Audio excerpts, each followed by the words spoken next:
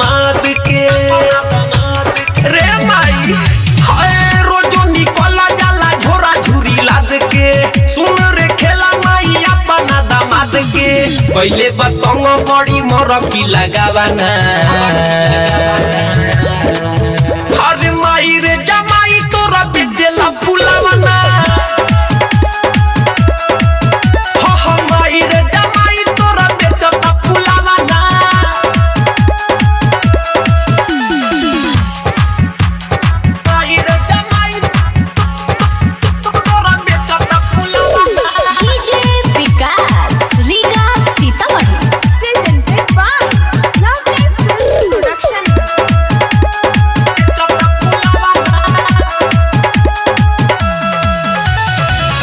जो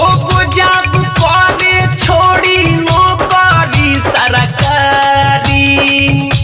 बोली तबे वेला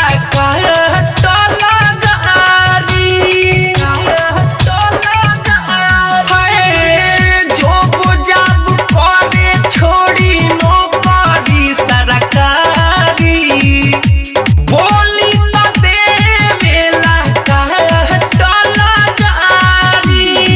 बुझेला हमारा नामा नामा के भावना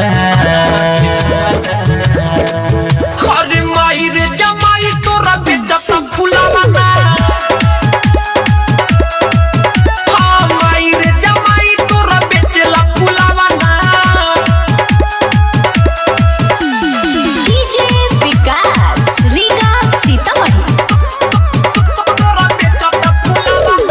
आप सुन रहे हैं अमित पटेल की आवाज में। बेर बेर हमारा के करे परेशान रे कोई हाली कोई लसपान के दुकान रे बड़ अति कइले बा बेरी बेरी हमारा के करे परेशान रे कोई हाली कोई लसपान के दुकान रे खाए के रोटी बना जोरे के बालावाना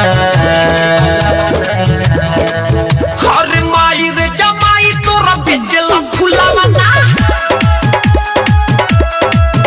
हाँ माई रे जमाई तोरा बेचता फुलावाना हाय रोजो निकला जाला झोरा झुरी लाद के सुन रे खेला माई अपना दामाद के पहले बतंग बड़ी मोर की लगावाना